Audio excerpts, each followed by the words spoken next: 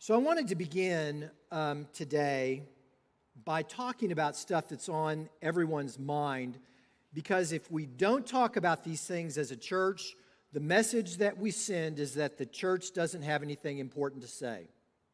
Isn't that right, youth? If we don't talk about things that you're thinking about, that you're dealing with, don't you get the idea that the church doesn't have anything important to say about that? And maybe I just need to go find out from someone else. And that's a dangerous thing to do to our youth. It's a dangerous thing to do to our children. So today I'm going to talk just briefly about war. Anybody heard anything about war this last week? Yep, we all have. It's been awful. So here's the reality. I was trained as a warfare specialist. I was already a Christian before I became a warfare specialist.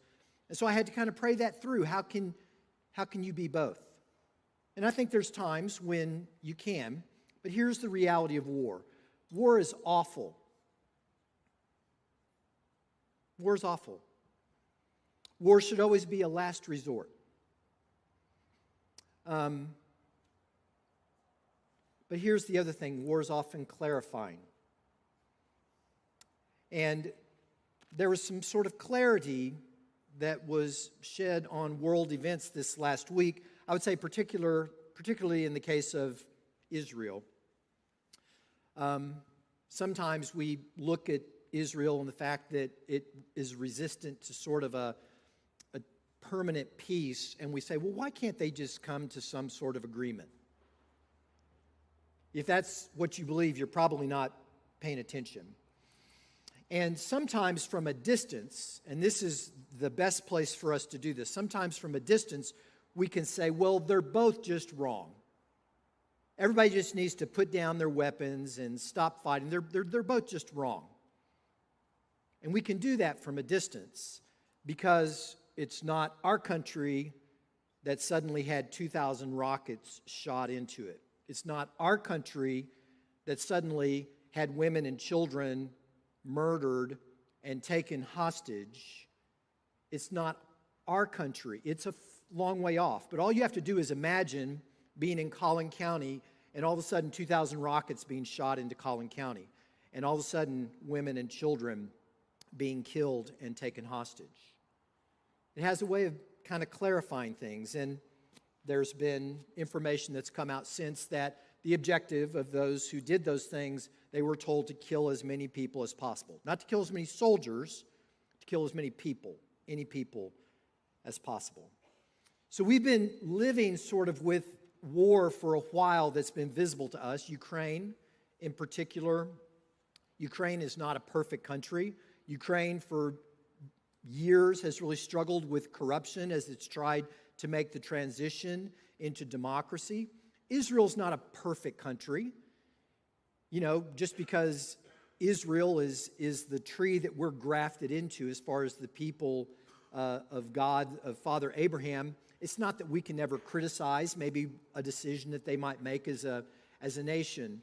But this last week was very clarifying. And let me just tell you, from a Christian standpoint, from a free world standpoint, here's some things that you can be very clear about. And if you got a lot of news about war this last week and you didn't get some clarity, you're probably listening to the wrong news feed. Go find another news feed. Go listen to someone else, because these things are very clear. First of all, in the conflict with Ukraine and Russia, and I'm not saying everybody's evil in either or both countries, but in the conflict with Ukraine and Russia, there's very clear that there's one side that has slaughtered innocents. There's one side that is targeting non-combatants. Non-combatants are always going to get killed in a war as collateral damage, but it's different when you're targeting non-combatants. In the conflict that we saw this last week with Israel and Hamas, one side was slaughtering innocents. One side was targeting non-combatants intentionally as part of the way that they waged war. That's very clarifying. In our lifetime, particularly with a lot of the wars in the Middle East, we've become sort of numb to this targeting of innocents, to suicide bombers, to this sort of stuff that it's just become normal. And sometimes we quit looking at the fact that No, neither side is perfect, but one side is right. And we are not better than everybody else simply because we step back and say, well, anybody who picks up a weapon is wrong, even if they're defending their own country. Sometimes we're called to take a stand. And when we take a stand, we're going to be targeted.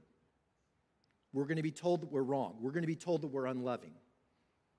So just remember, war should always be as a last resort. Wars are always ugly. There's going to be atrocities on both sides.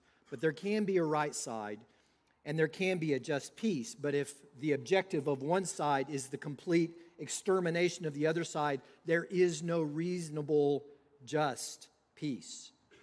And so we need to understand that. That's just simply not an option.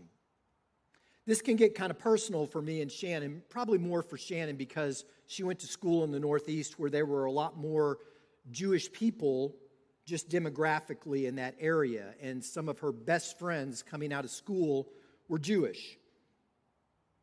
We'd like for them to know Jesus, but they are great friends, and we love them. And so when something like this happens around the world, all of a sudden, we see the world through their eyes. Sometimes I think about whether I should wear my college color shirt, when I go out to Walmart or to Kroger or to church.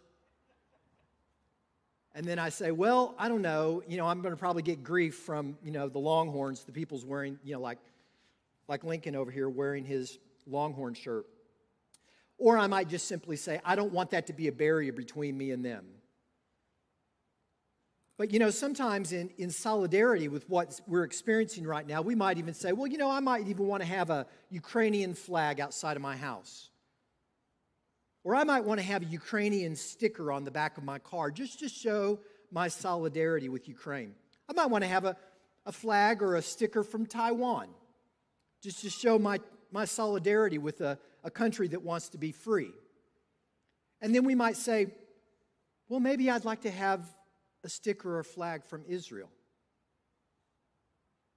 Think about that for a moment. Most of us would probably not want to put a sticker on our car from Israel or a flag from Israel because you know that it's going to invite some real targeting. Why is that? So when someone declares fatwa and they're trying to get people to come to a particular conflict, it's not like they're just wanting people to go to the Gaza Strip and be a part of that conflict there. They're wanting people to kill Jews indiscriminately around the world. And when something like this happens, all of a sudden, I just for a moment find myself in the place of my Jewish friends. And I go, what must it be like for them every day to have that target on their back that they can't take off? Sometimes we need to take a stand even though it's going to cost us. Sometimes we need to take a stand even when it's going to cost us. So guys, I haven't solved all the problem that you're seeing this week, but I've talked about it, and I'm happy to answer more questions, and so are a lot of the other people in here, but Jesus always has something to say about the things that matter in the world, particularly when it comes to hate and war.